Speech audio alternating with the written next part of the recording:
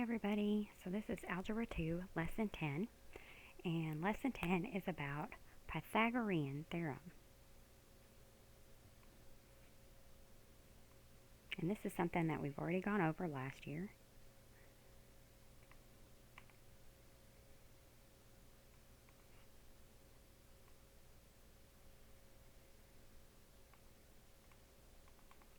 And Pythagorean Theorem deals with right triangles, so it has to be a right triangle to use Pythagorean Theorem.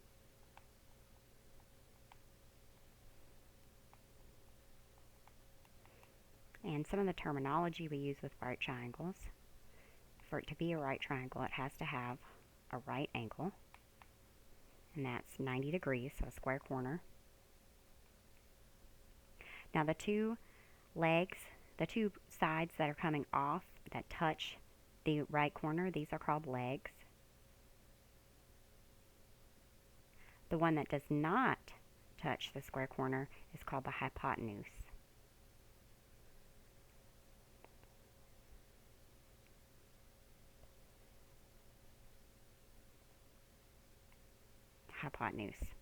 So Pythagorean theorem says that a squared plus b squared equals c squared.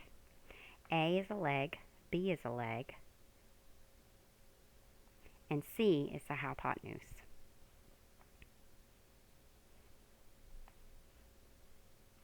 And then c is always the hypotenuse, so c.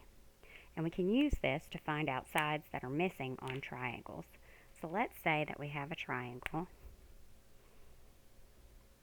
and it's a right triangle. And we have legs that are 3 and 4, and we want to find out what the hypotenuse is. Well, remember that the legs are always a and b, so we can say a squared plus b squared equals c squared. We'll call a 3. We'll call b 4. And it doesn't matter which you do where. This could be a or that could be a. This could be b, that could be b. As long as your c is always the hypotenuse. And we're just going to put c squared. Whoops. Because that's the one we're trying to figure out. Alright, so 3 squared is 9. 4 squared is 16. 9 plus 16 is 25. And the square root of 25 would be 5, so 5 equals c.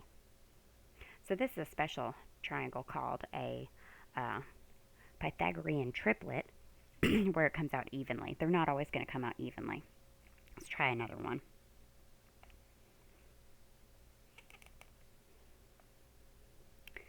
This one has 4 right here and 7 there, and then we're supposed to figure out a. So always write your formula down first. So a squared plus b squared equals c squared. A we don't know, so we're going to leave it. B is going to be the 4, because 4 is a leg, and the legs have to be a or b. And then c is your hypotenuse, so that's 7. Alright, now we just got to square these numbers. So a squared plus 16 equals 49. And then we're just going to solve this like we would a regular algebra problem. Oops. We're going to subtract 16 on both sides. We're trying to get our variable by itself. 9 minus 6 is 3. 33. Now, we don't know the square root of 33 easily, so we're just going to say a equals the square root of 33. A squared is 33, so the square root of 33 is a. And you're allowed to leave the problems just like that.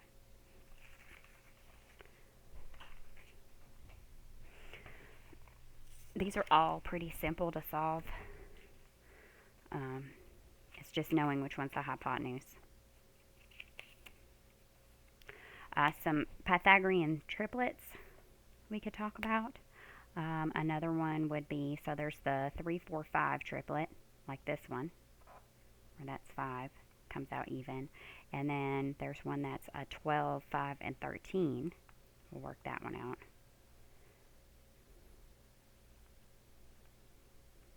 Alright, so say that's a right triangle. And it's got 5 down here, 12 here, and we're trying to figure out C. So we would say 5 squared plus 12 squared equals C squared. And then that would be 25. And that would be 144. 144 plus 25 would be 169. And then that is 13 squared. So 13 times 13 is 169.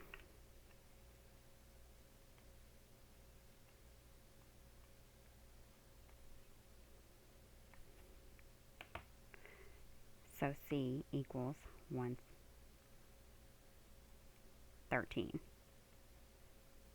Square root and square root.